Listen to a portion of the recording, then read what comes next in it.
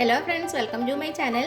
അപ്പോൾ ഇന്ന് ഞാൻ വന്നേക്കുന്നത് നമ്മൾ മലയാളികൾക്ക് എല്ലാവർക്കും ഇഷ്ടപ്പെട്ട നമ്മുടെ കപ്പപ്പുഴുക്കിൻ്റെ റെസിപ്പിയുമായിട്ടാണ്. അപ്പോൾ നമുക്ക് നമ്മുടെ കപ്പപ്പുഴുക്ക് എങ്ങനെ ഉണ്ടാക്കുന്നതെന്ന് നോക്കാം. ഞാനിവിടെ 1 കിലോ കപ്പയാണ് എടുത്തേക്കുന്നത്.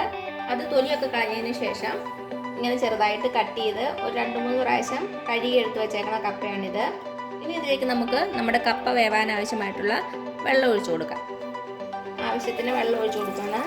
നമ്മുടെ കപ്പ മൂടിക്കിടക്കാൻ പാകത്തിന് വെള്ളം ഒഴിച്ചു കൊടുക്കണേ. അപ്പോൾ എൻ്റെ കയ്യിലിരിക്കുന്നത് പെട്ടെന്ന് വേകണ കപ്പയാണ്. അത് കാരണം ഞാൻ കപ്പയൊക്കെ കുറച്ചുകൂടി പൊങ്ങിക്കിടക്കുന്ന വിധമാണ് വെള്ളം എടുത്തേക്കണത്. ഇനി നമുക്ക് അടുപ്പിൽ വെച്ചൊന്ന് തിളപ്പിച്ചെടുക്കാം. അപ്പോൾ എന്താ, നമ്മുടെ കപ്പ ഞാൻ അടുപ്പിൽ വെച്ചിട്ടുണ്ട്. ഹൈ ഫ്ലെയിമിൽ തന്നെയാണ് വെച്ചേക്കണത്. ഇനി ഇത് നന്നായിട്ടൊന്ന് തിളച്ച് വരട്ടെ.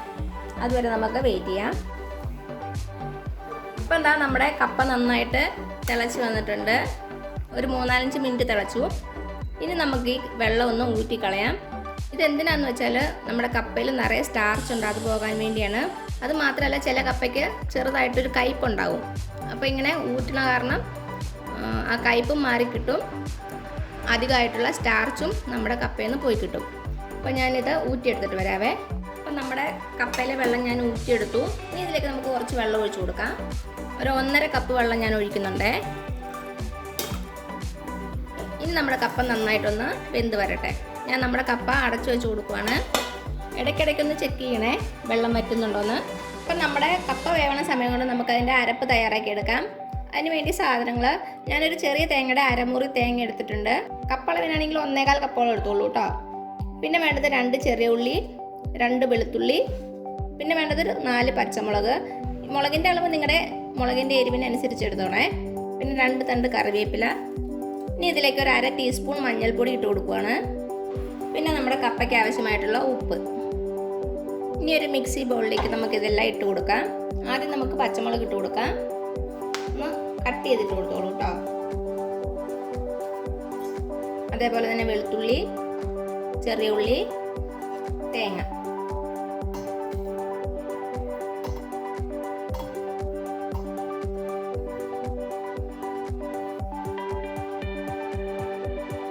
ഇത് നന്നായിട്ടൊന്ന് ചതച്ചെടുക്കണം. ഒത്തിരി അങ്ങ് അരഞ്ഞു പോകരുത് കേട്ടോ. നമ്മൾ തോരനൊക്കെ ഒതുക്കി ഇടൂലേ, അതുപോലെ ചെയ്താൽ മതി. കറിവേപ്പില നമുക്ക് ഇപ്പോൾ ഇടണ്ട, പിന്നെ ഇട്ടാൽ മതി കേട്ടോ. അപ്പം ഞാനിതൊന്ന് ചതച്ചെടുത്തിട്ട് വരാവേ.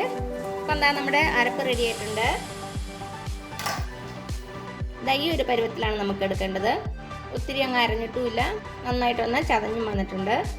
ഇനി ഇത് നമുക്ക് നമ്മുടെ കപ്പയിലേക്ക് ചേർത്ത് കൊടുക്കാം. അപ്പം നമ്മുടെ കപ്പ നന്നായിട്ട് വെന്തിട്ടുണ്ടാകും. ഞാൻ ഇടയ്ക്ക് 1-2 പ്രാവശ്യം ഒന്ന് ഇളക്കി കൊടുത്തിട്ടുണ്ടായിരുന്നു. നമുക്കൊന്ന് തുറന്നു നോക്കാവേ. ഒന്ന് ഇളക്കി കൊടുക്കുക. നമ്മുടെ കപ്പ നന്നായിട്ട് വെന്തിട്ടുണ്ട്. വെള്ളമൊക്കെ ഒരുവിധം വറ്റിയിട്ടുണ്ട്.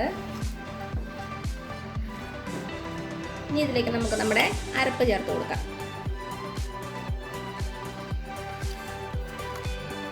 നന്നായിട്ട് മിക്സ് ചെയ്ത് കൊടുക്കുക. അപ്പോൾ തീ ചെറുതീയിലാണ് ഞാൻ വെച്ചേക്കണത്. നമ്മുടെ കറിവേപ്പില കൂടെ ഇട്ട് കൊടുക്കാം.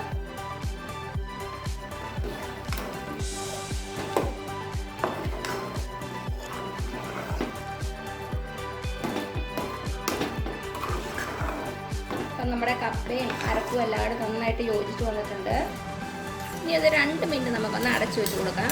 നമ്മുടെ അരപ്പിൻ്റെ പച്ചച്ചവ മാറാൻ വേണ്ടി ഒരു 2 നിമിഷം. തീ സിമ്പിൾ മാത്രമേ ഇടാവുള്ളൂ. ഓൾറെഡി വെള്ളമൊക്കെ വറ്റിയാണ് ഇരിക്കുന്നത്. ഹൈ ഫ്ലെയിമിൽ വെച്ചാൽ അടി പിടിക്കാൻ സാധ്യതയുണ്ട്. അത് കാരണം ലോ ഫ്ലെയിം വെച്ച് ഒരു 2 മിനിറ്റ്. ഇപ്പോൾ 2 മിനിറ്റ് ആയിട്ടുണ്ട്. നമുക്ക് തുറന്നു നോക്കാം. ഒന്നുകൂടെ ഒന്ന് മിക്സ് ചെയ്ത് കൊടുക്കാം.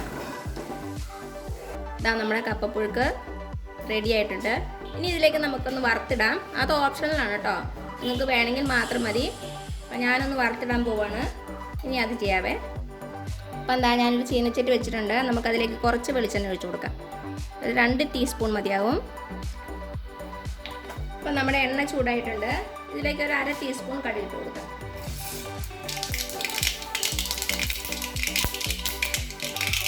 ഇനി 2 വറ്റൽമുളക് ഇട്ട് കൊടുക്കുവാണ്. കുറച്ച് കറിവേപ്പില. ഞാൻ തീ ഓഫ് ചെയ്തു. ഇനി നമുക്ക് നമ്മുടെ കപ്പയിലേക്ക് ഇട്ട് കൊടുക്കാം. അപ്പോൾ നമ്മുടെ കടുക് വറുത്തത് കപ്പയിലേക്ക് ഇട്ടിട്ടുണ്ട്. നന്നായിട്ടൊന്ന് മിക്സ് ചെയ്ത് കൊടുക്കുക. അപ്പം എന്താ ഇത്രയേ ഉള്ളൂ നമ്മുടെ ടേസ്റ്റി ആയിട്ടുള്ള നാടൻ കപ്പപ്പുഴുക്ക്. ഇത് മീൻകറിയാണ് ബെസ്റ്റ് കോമ്പിനേഷൻ. മീൻകറി എന്ന് പറയുമ്പോൾ നമ്മുടെ ചുമന്ന ചാറുള്ള മീൻകറിയില്ലേ, കോട്ടയം സ്റ്റൈൽ മീൻകറി, അതും ഈ കപ്പപ്പുഴുക്ക് മാത്രം മതി. മീൻകറി മാത്രമല്ല, നല്ല നാടൻ ചിക്കൻ കറിയും നാടൻ ബീഫ് കറിയും ഒക്കെ ഈ കപ്പപ്പുഴുക്കിൻ്റെ കൂടെ പോകും. അപ്പോൾ എല്ലാവരും ഒന്ന് ട്രൈ ചെയ്ത് നോക്കുക. ഞാൻ നാടൻ ചിക്കൻ കറിയുടെ റെസിപ്പി ഇട്ടിട്ടുണ്ട്, അതിൻ്റെ ലിങ്ക് ഞാൻ താഴെ കൊടുക്കാം കേട്ടോ. കാണാത്തവരൊന്ന് കണ്ടു നോക്കണേ. ഞാനിത് മീൻകറിയുടെ കൂടെയാണ് സെർവ് ചെയ്യണത്. ഇനി എനിക്ക് മീൻകറി വയ്ക്കണം, അപ്പോൾ ഞാൻ മീൻകറി വയ്ക്കാൻ പോവുകയാണ്. അപ്പോൾ എല്ലാവരും നമ്മുടെ കപ്പപ്പുഴുക്കൊന്ന് ട്രൈ ചെയ്ത് നോക്കുക. എന്നിട്ട് അഭിപ്രായങ്ങളൊന്നും അറിയിക്കാൻ മറക്കരുത്. അപ്പോൾ ഈ വീഡിയോ ഇഷ്ടമാണെങ്കിൽ ആ താഴെ കാണുന്ന ചുമന്ന സബ്സ്ക്രൈബ് ബട്ടണിൽ ഒന്ന് പ്രസ് ചെയ്ത് സപ്പോർട്ട് ചെയ്യണേ. അപ്പോൾ അതിൻ്റെ തൊട്ടടുത്തൊരു ബെല്ലൈക്കൻ വരും, അതൊന്ന് പ്രസ് ചെയ്ത് ഓൾ എന്നുള്ള ഓപ്ഷൻ കൊടുക്കുക. അതേപോലെ തന്നെ ലൈക്ക് ചെയ്യാനും ഷെയർ ചെയ്യാനും മറക്കരുത്. അപ്പോൾ ഇനി പുതിയൊരു വീഡിയോ ആയിട്ട് വരുന്നവരേക്കും thank you so much. By.